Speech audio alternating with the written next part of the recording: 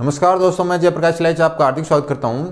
आज का हमारा क्वेश्चन है, एक सामान्य कैटनरी के एल लंबाई के एक भाग के सिरों पर स्पर्श रेखाओं के क्षैतिज से झुकाव अल्फा कोमा बीटा है। यदि दोनों सिरे कैटनरी के शीर्ष के एक ही ओर हों तो सिद्ध कीजिए कि एक सिरे की दूसरे सिरे से ऊंचाई है L sine alpha plus beta upon 2 upon में cos alpha minus beta upon 2।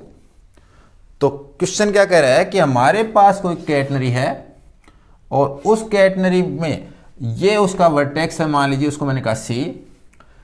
इस कैटनरी के एक पोर्शन में वर्टेक्स के चाहे लेफ्ट साइड में चाहे राइट साइड में हमें एक पोर्शन काटना है, पोर्शन लेना है, इसका भाग लेना है और उसकी लेंथ है L.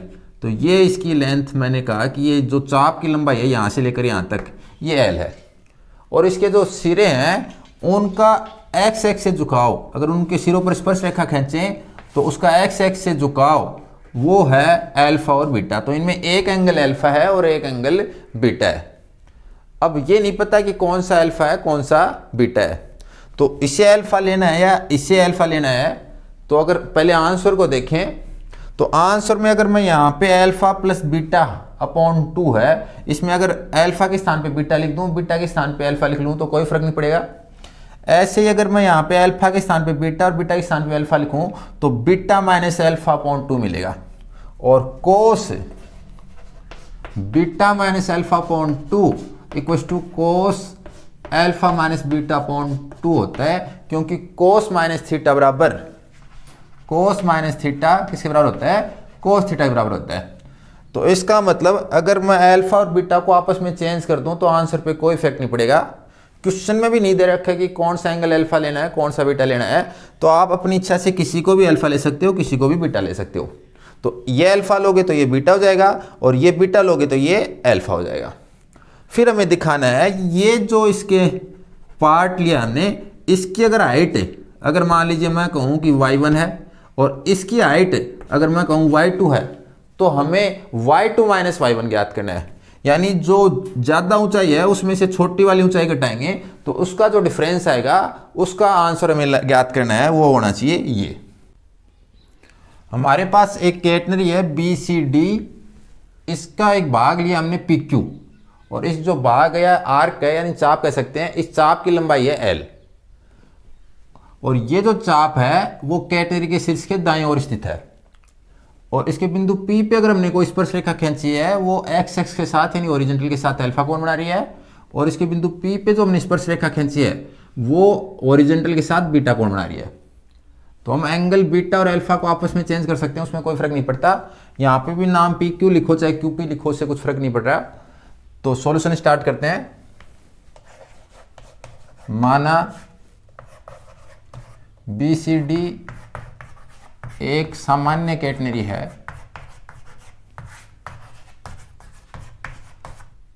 Late BCD is a common catenary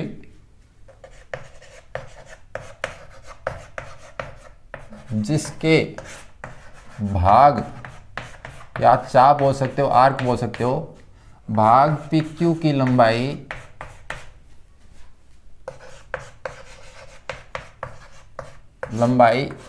L है एवं यह भाग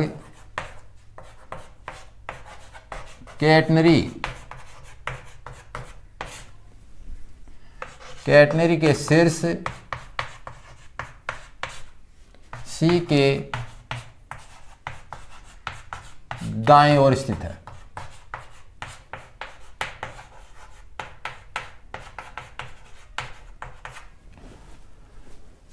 बिंदु P तथा Q पर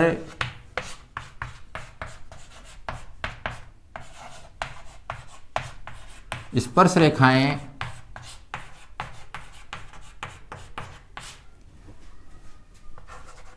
क्षैतिज के साथ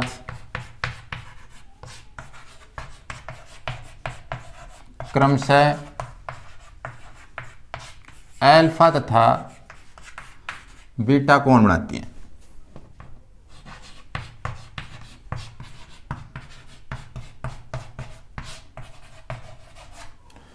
इसलिए एक सिरे की दूसरे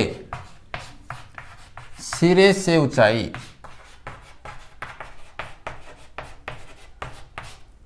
जिससे मैं क्या कह सकता हूं y1 माइनस y2 भी कह सकता हूं। तो अगर हाइट y1 है और ये हाइट y2 है, तो अगर मैं इसे कहूं y1 और इस हाइट को कहूं मैं यहां से लेकर यहां तक की y2, तो हमें y1 माइनस y2 ज्ञात करना है। हमें x एक्स के साथ दिया कोण बना रखा है या नियता के साथ जो कोण बना रखा है वो दे रखे हैं, तो इसके लिए हम कौन सा फॉर्मूला काम में लेंगे, y equals to c sec psi, जो कि हमारी पैरामेट्रिक इक्वेशन में y की वैल्यू है। तो अगर मैं इस फॉर्मूले को काम में लूँ तो मुझे मिलेगा c sec, अगर y1 की बात करें तो इस बिंदु के लिए स्पर्श रेखा है वो x एक्स के साथ अल्फा कोण बना रही है, तो y बराबर c sec alpha minus y2 की वैल्यू जाएगी c sec बीटा। ध्यान रखना बिंदु P के लिए कार्तीय निर्देशांक है वो है x1, y1, और बिंदु P के लिए नेज निर्देशांक है वो भी मैं लिखूंगा।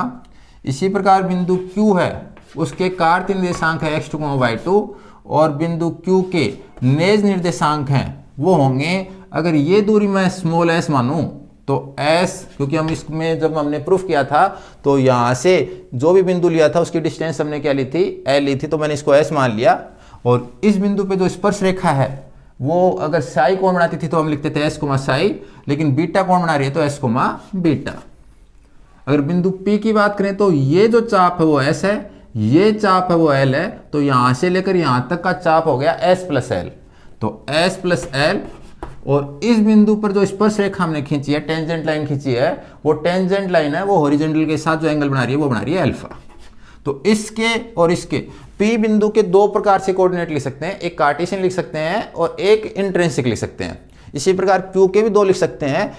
इन दोनों में किसका यूज आ जाए वो क्वेश्चन पे डिपेंड करता है। तो हमारे इस क्वेश्चन में दोनों कोऑर्डिनेट यूज में आएंगे, हमें y1 भी लिखना है और अल्फा भी लिखना है। इसी प्रकार हमें y2 भी लिखना है, बीटा भी लिखना है, s प्लस l भी काम में आएगा। तो दोनों कोऑर्डिनेट काम आ रहे हैं तो हमें दोनों कोऑर्डिनेट का पता होना चाहिए। इसे मैंने लिखा c sec alpha minus sec beta, ये वैल्यू मुझे मिल गई y1 माइनस y2, यानी एक सिरे की दूसरे सिरे से ऊंचाई। इक्वेशन नंबर का मैंने सिर्फ 1। इक्वेशन 1 में c अननोन है, अज्ञात राशि है, इसकी वैल्यू कैसे फाइंड करेंगे, तो उसके लिए हम देखते हैं कि क्वेश्चन में एक तो हमें l गिवन है, एक अल्फा गिवन है और एक बीटा गिवन है। l का मतलब है हमें s की वैल्यू बताया है कि s की वैल्यू क्या है, अल्फा और बीटा का मतलब है कि हमें साई की वैल्यू पता है। तो अगर हमें s और साई मालूम हो तो एक ऐसा रिलेशन काम में लेंगे जो s और साई में हो, और s और साई में जो भी रिलेशन होता है उसको बोलते हैं इंट्रिंसिक इक्वेशन, यानी अपना नए समीकरण। और नए समीकरण होता है s बराबर c tan साई। तो इस इक्वेशन की हेल्प से मैं c की वैल्यू ज्ञात करना चाह रहा हूं। तो बिंदु Q पर देखें तो ये जो चाप ये दूरी है, आर्क लेंथ CQ है वो है s बराबर c tan साई, यानी इस बिंदु पर जो स्पर्श रेखा है वो हॉरिजॉन्टल के साथ कितना एंगल बना रही है, तो वो है बीटा। Equation number 2। बिंदु P पर, अगर बिंदु P पर बात करें तो बिंदु P के लिए यहां से यहां तक आर्क लेंथ है, तो ये s है ये l है, तो टोटल मिला के s प्लस l, तो s plus l equal to c tan psi की वैल्यू बिंदु P के लिए है अल्फा, तो इसे मैंने रखा इक्वेशन नंबर 3।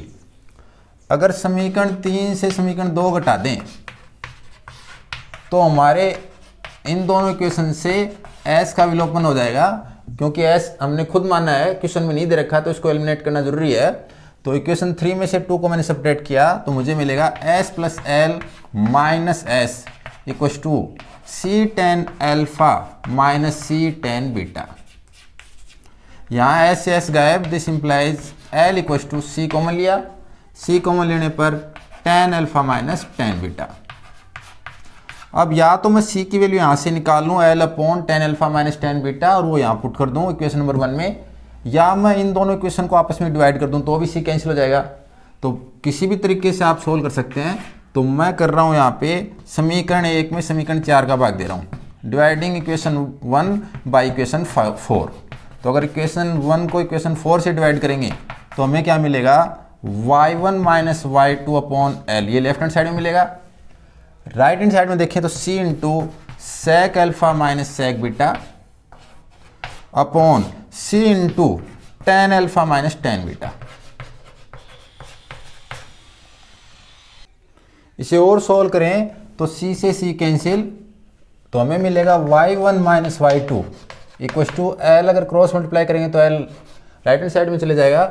सेक अल्फा को मैंने लिखा 1 upon cos alpha, minus sec beta को लिखा मैंने 1 अपॉन कोस बीटा, अपॉन में टेन अल्फा को लिखा मैंने sine alpha upon cos alpha, minus tan beta को लिखा sine beta upon cos beta.